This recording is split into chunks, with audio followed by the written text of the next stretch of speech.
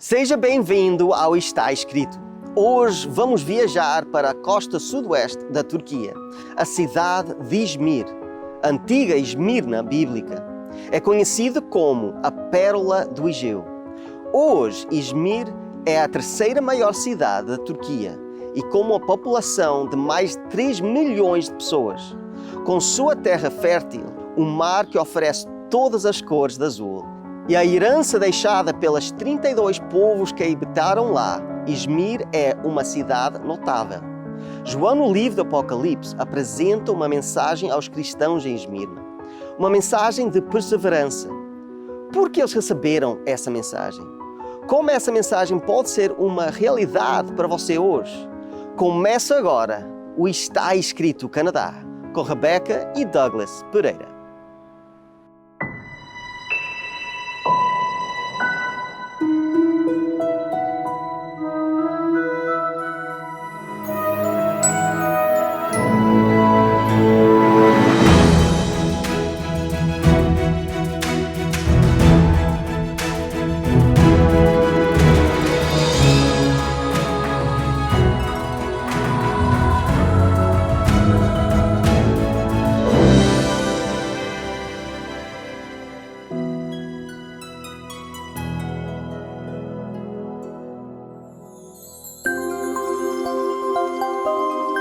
O fato de que quase metade de sua população tem menos de 30 anos faz de Esmirna hoje uma cidade cheia de vida.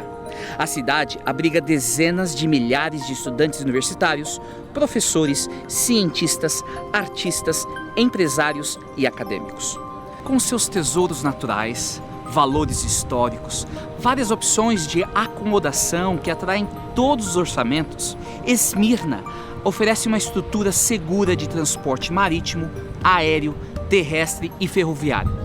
Esmirna é uma cidade na qual os visitantes voltam para casa satisfeitos e querendo voltar de novo. Estando na orla do Golfo de Esmirna, você pode escolher utilizar uma balsa, a rota marítima para transportá-lo para o lado da cidade. A cidade de Esmirna é lá de ricos museus que exibem muitas descobertas do período romano até o período republicano. O Museu da Ágora, a céu aberto, está situado no centro da cidade. É o melhor local para ver o que resta da antiga cidade de Esmirna. Na era romana, a Ágora, uma estrutura multi-histórica, foi construída em arcos e pilares em volta de uma grande área com azulejos de mármore. A palavra Ágora significa mercado. A casa de banho romana, recentemente descoberta na última expedição da Ágora, atrai a atenção dos visitantes que passam pela estrada de Faustina, que atravessa o portão noroeste para as docas. As peças extraídas da Ágora estão hoje no Museu Arqueológico de Izmir e no Museu de História e Artes. O Museu Arqueológico de Izmir ocupa 5.000 metros quadrados. No chão, encontramos o Salão das Obras em Pedra. Nessa sala, há grandes estátuas, bustos, retratos e máscaras. Um dos mais fascinantes artefatos no Museu Arqueológico de Izmir é a estátua mármore Andrógolos, datada dos tempos romanos. Acredita-se que tenha pertencido ao fundador de Éfeso, Andrógolos. Izmir é sitiada na antiga Esmirna. Segundo a lenda, Esmirna foi fundada por uma amazona e nomeada após ela. De acordo com Aristóteles, Esmirna foi realmente fundada 3 vezes. Uma vez por Tântalo Pélops, novamente por Teseu e finalmente por Alexandre o Grande. Esmirna foi originalmente estabelecida por gregos eólios por volta de 1000 a.C. Várias grandes figuras literárias vieram de Esmirna. De acordo com a história, Homero, o autor dos épicos Ilíada e Odisseia, foi associado com Esmirna. Esmirna foi destruída por Aliates, o quarto rei da Lídia, no começo do século VI a.C. e existiu como uma aldeia por cerca de 400 anos. A cidade foi fundada novamente por Alexandre o Grande, mas mais provável por Lisímaco em torno de 290 a.C., em seu local atual nas inclinações do Monte Pagos, chamada agora de Cade-Lecale. Em 193 a.C., Esmirna tornou-se a primeira cidade da Ásia Menor a erguer um templo em honra a Roma.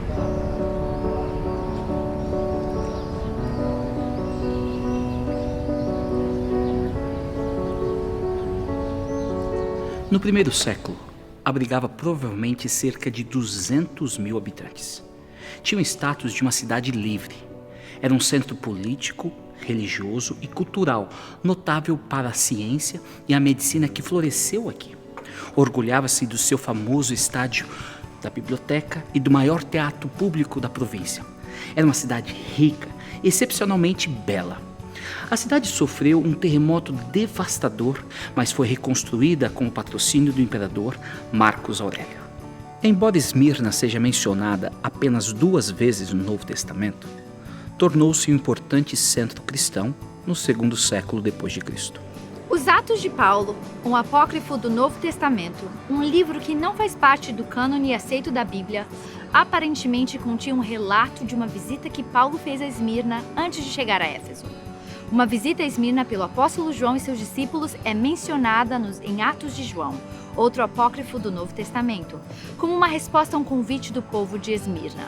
Havia também uma presença judaica em Esmirna, como Apocalipse 2:9 sugere, e também confirmado por outros escritos. Uma famosa inscrição de 123 a 124 depois de Cristo, durante o reinado de Adriano, refere-se a uma contribuição de 10.000 dracmas para algum desconhecido projeto de obra pública, feito por ex-judeus ou pessoas primariamente da Judéia. A vida da comunidade cristã em Esmirna era uma vida de aflição e pobreza. 2 coisas contribuíram para a situação miserável e potencialmente fatal da igreja. Primeiro, a cidade era o centro da adoração do imperador. Na época em que o livro de Apocalipse foi escrito, o culto ao imperador tornou-se obrigatório. Uma vez por ano, todo cidadão romano era obrigado a cumprir o dever religioso de queimar incenso no altar para a divindade de César, e em seguida era emitido um certificado. Caso recusasse, poderia haver ameaça de morte. O povo de Esmirna era abertamente muito hostil em relação aos cristãos da cidade, devido à sua recusa em participar do culto ao imperador. A segunda coisa que tornou a vida miserável para os cristãos em Esmirna era a presença de uma grande e forte população judaica, também muito hostil em relação aos cristãos. Na sua amargura, os judeus se juntaram aos pagãos ao odiar e perseguir os cristãos. Os cristãos foram acusados de serem canibais, ateístas e desleais para com o governo. João descreve esses judeus como a sinagoga de Satanás. Embora em terrível perigo, os cristãos em Esmirna foram encontrados fiéis. Muitos experimentaram o sofrimento e a morte. Entre os que sofreram o martírio, encontrava-se Policarpo, o famoso bispo da igreja em Esmirna. Uma das igrejas mais antigas de Esmirna, a igreja de São Policarpo, ainda atua como um dos principais centros da diocese católica local. Esta igreja celebra Policarpo, que foi martirizado pelos romanos aos 86 anos em 1555 depois de Cristo, em Cadifacale, que ficava no topo da colina perto da moderna Esmirna. De acordo com a tradição, ele foi tirado do seu esconderijo sem nenhuma resistência de sua parte. Ele ofereceu aos seus captores comida e bebida. Então, pediu tempo para orar, o que ele fez por 2 horas. Novamente, eles pediram que ele adorasse ao imperador. Jure por César e nós o liberaremos, disseram eles. Ele respondeu: 86 anos eu o servi e ele nunca me fez mal algum. Como então eu posso blasfemar meu rei que me salvou? Registros contam que quando eles tentaram queimar Policarpo na estaca, as chamas não o tocaram. Eles finalmente apunhalaram até a morte.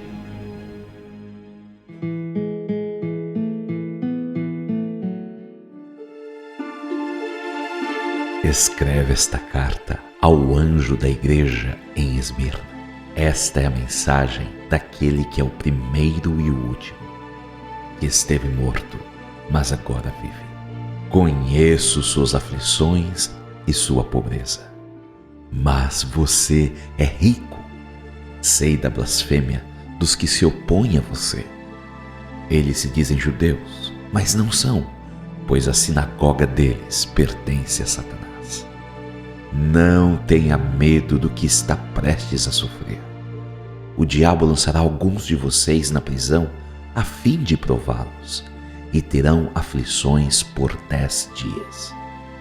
Mas se você permanecer fiel, mesmo diante da morte, eu lhe darei a coroa da vida. Quem tem ouvidos para ouvir, ouça o que o Espírito diz às igrejas. Quem for vitorioso não sofrerá o dano da segunda morte.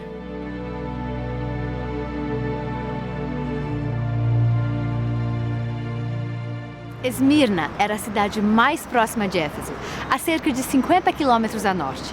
700 anos antes, a antiga Esmirna havia sido destruída e havia ficado em ruínas por 3 séculos. A cidade do tempo de João era uma que havia ressuscitado dos mortos.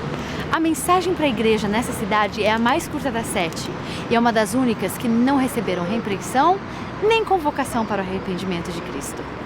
A principal mensagem para Esmirna é que Cristo está sempre com seus filhos, mesmo no sofrimento, e que os seguidores de Cristo não devem ter medo, mas serem fiéis, não olhar para o sofrimento, mas além dele, para o Deus que controla tudo. Na saudação de cada uma das 7 cartas, Cristo identifica por meio de parte da descrição na visão inicial de Apocalipse 1, de 13 a 16. Para a igreja de Esmirna, Jesus se introduz como o primeiro e o último, que morreu e tornou a viver.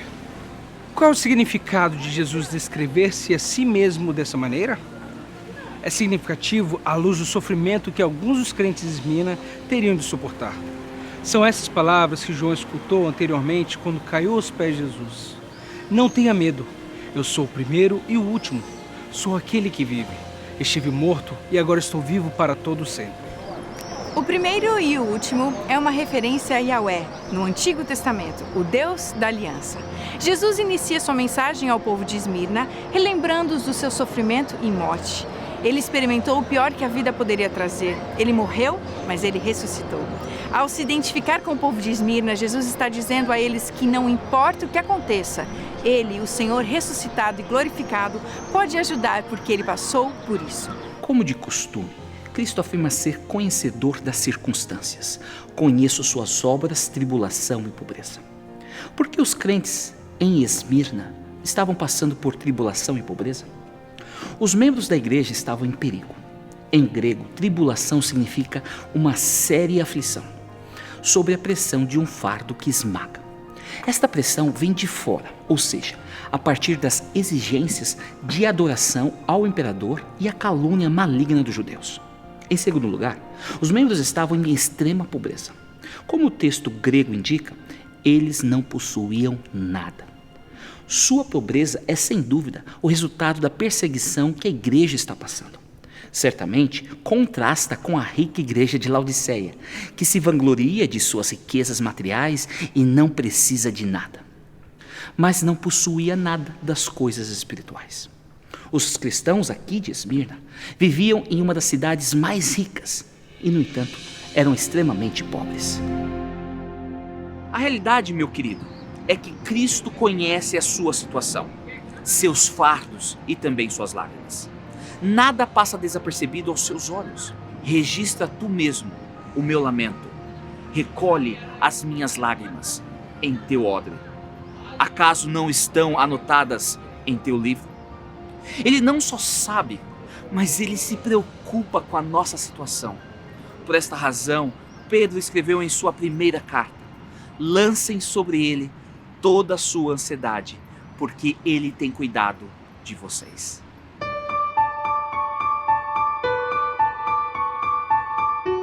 Jesus elogia a igreja em Esmirna dizendo: vocês são ricos. De que modo os crentes de Esmirna eram ricos? Eles eram pobres em bens terrestres, mas ricos em bênçãos espirituais. Eles eram pobres em espírito, mas ricos em graça. Suas riquezas espirituais foram compensadas por sua pobreza exterior. Muitos que são ricos em bens terrestres são pobres espiritualmente. Esse foi o caso da igreja de Laodiceia. Mas em Esmirna, alguns que eram exteriormente pobres eram interiormente ricos. Eles eram ricos em boas ações, ricos em privilégios espirituais e ricos em esperança. Tiago escreveu a um grupo semelhante: não escolheu Deus os que são pobres aos olhos do mundo para serem ricos em fé e herdarem o reino que ele prometeu aos que o amam? A realidade é que você não sabe realmente quão rico você é, até que você realmente saiba que Jesus é tudo o que você precisa. E você realmente não sabe que Jesus é tudo o que você precisa, até que Jesus seja tudo o que você tem. A carta escrita à igreja de Esmirna tem algo em comum com a igreja de Filadélfia. Esta afirmação rara: Cristo só tem elogio e nenhuma condenação para Esmirna. A lição que eu posso aprender com isso é que durante tempos de sofrimento não é hora de repreensão ou condenação. É hora de apoio e cuidados. Essa é a imagem que eu encontro sobre Deus na Bíblia. Um pai amoroso e carinhoso, que durante os tempos de tribulação está lá para atender seus filhos. Mas tu enxergas o sofrimento e a dor, observa-os para tomá-los em tuas mãos. A vítima deles entrega-se a ti, tu és o protetor do órfão.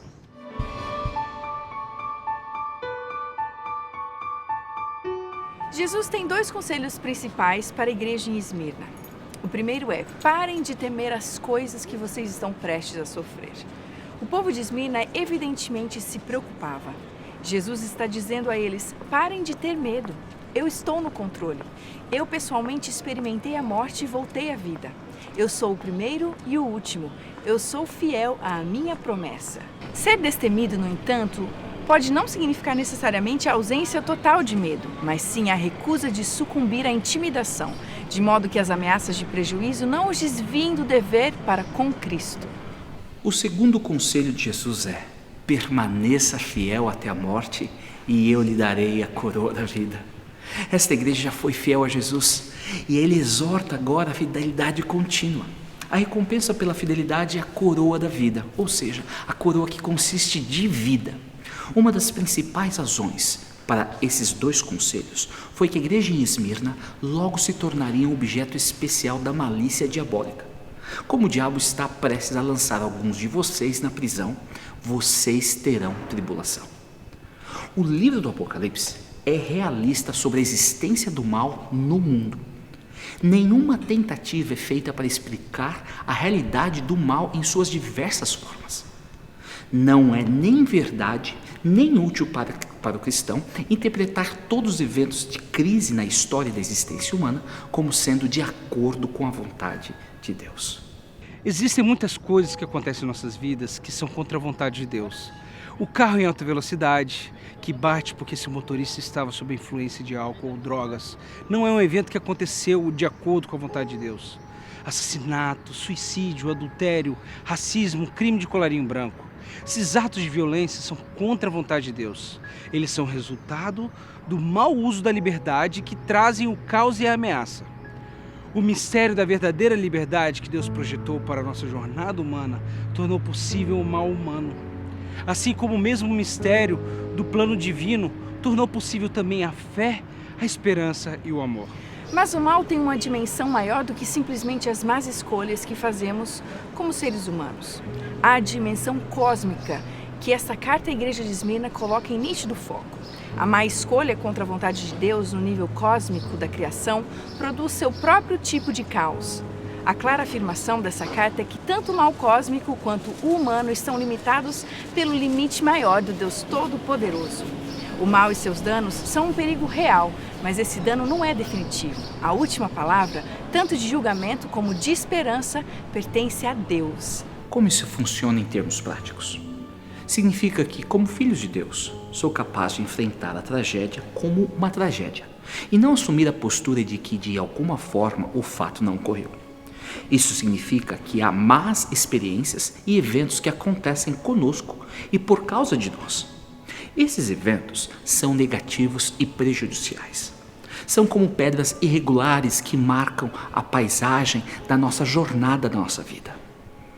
Mas a descoberta que fazemos no Evangelho de Jesus Cristo é que a própria paisagem em que essas ervas daninhas e pedras irregulares se encontram está cercada por uma graça e uma vontade maior para que a vida possa prosseguir. O campo fará crescer sementes e produzirá safras saudáveis, porque o poder do dom de Deus na vida é maior do que os efeitos amortecedores do pecado humano ou do mal cósmico. Esta é a razão pela qual não perdemos a esperança.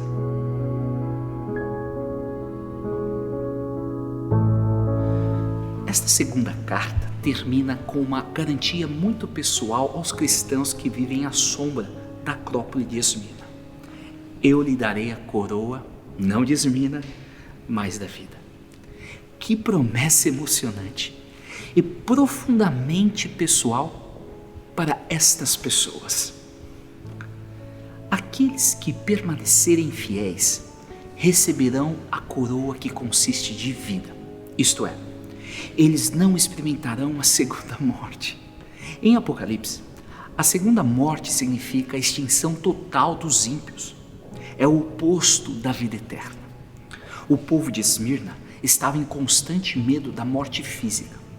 Para os fiéis, no entanto, a morte física é temporária. É como um sono. É como tal, não significa nada em razão da esperança da ressurreição. É a segunda morte que deve ser temida, a morte eterna, da qual não haverá ressurreição. Jesus advertiu seus seguidores: não tenham medo dos que matam o corpo, mas não podem matar a alma.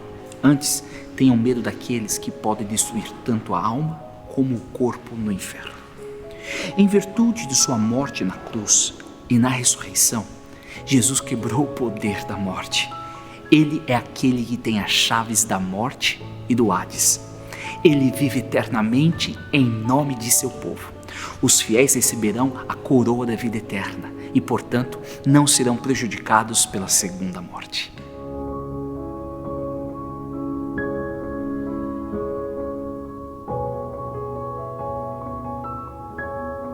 Caro amigo, eu não sei o que está acontecendo em sua vida, mas sei que Deus está com você. Por esse motivo, Ele diz para você: por isso não tema, pois eu estou com você. Não tenha medo, pois sou o seu Deus. Eu o fortalecerei e o ajudarei, e o segurarei com a minha mão vitoriosa. O sofrimento não tem que ser o fim da sua história. Se você se entregar a Deus, você pode ter a certeza de que o choro pode persistir uma noite, mas de manhã irrompe a alegria. E que os nossos sofrimentos atuais não podem ser comparados com a glória em que nos será revelada.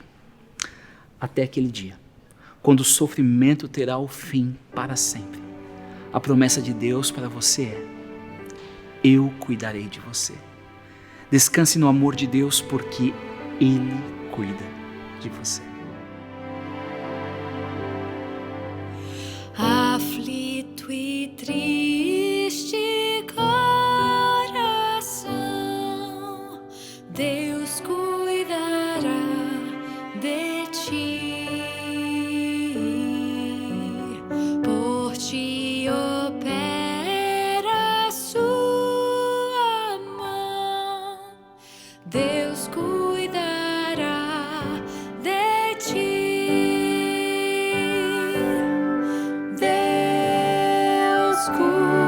Cuidará de ti em cada dia, proverá, sim, cuidará de ti, Deus cuidará de ti.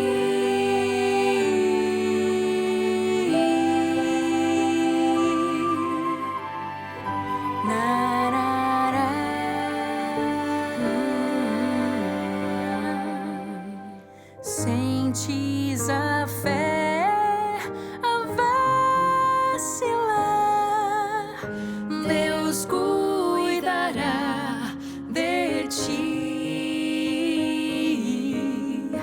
Ao teu amor quer forças dar, Deus cuidará de ti. Deus cuidará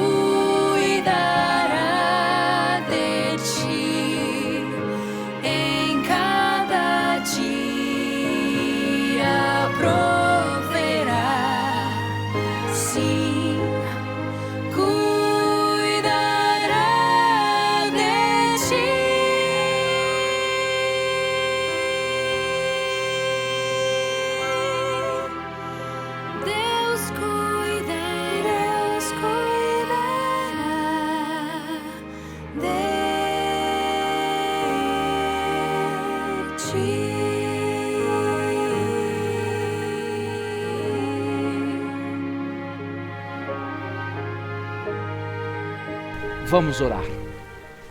Querido Pai, nós queremos agradecer porque o Senhor está ao nosso lado em todos os momentos. O Senhor está ao nosso lado quando estamos perto e o Senhor está nos buscando quando estamos longe. Obrigado porque nós não estamos sozinhos. E nós temos a certeza de que muito em breve nós estaremos para sempre contigo em um novo céu e uma nova terra. Até aquele dia, Senhor, nos proteja, cuida de nós. Abençoe cada um que está ouvindo minha voz, ó Pai. Conceda a certeza da salvação, o perdão dos pecados e a esperança que o Senhor está no controle. É isso que lhe pedimos em nome de Jesus. Amém.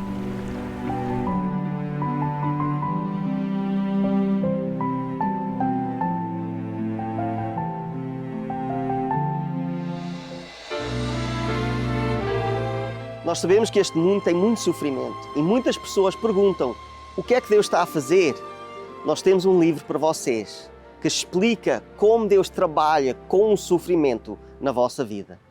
É completamente grátis, vocês podem receber, é só nos contactar com a informação que vai ser dada agora. Visite o nosso website www.estaescrito.ca. Lá você terá acesso ao programa de hoje, a todos os programas em nosso arquivo e poderá solicitar gratuitamente nossa oferta de hoje. Se desejar, solicite sua oferta gratuita escrevendo para nós. Está escrito Box 2010, Oshawa, Ontário, L1H 7V4. Ou envie e-mail para info@estaescrito.ca. Se preferir, você pode telefonar para 1-800-717-2973. E lembre-se, nosso website é www.estaescrito.ca. Lá também é possível enviar o seu pedido de oração, registrar o seu testemunho e compartilhar nossos programas através das redes sociais. Agradecemos as cartas recebidas, todos os pedidos de oração e também o apoio financeiro. Obrigado por estar aqui hoje conosco. Na próxima semana nós vamos continuar com esta jornada. Até lá, lembrem-se que está escrito: nem só de pão viverá o homem, mas toda a palavra que sai da boca de Deus.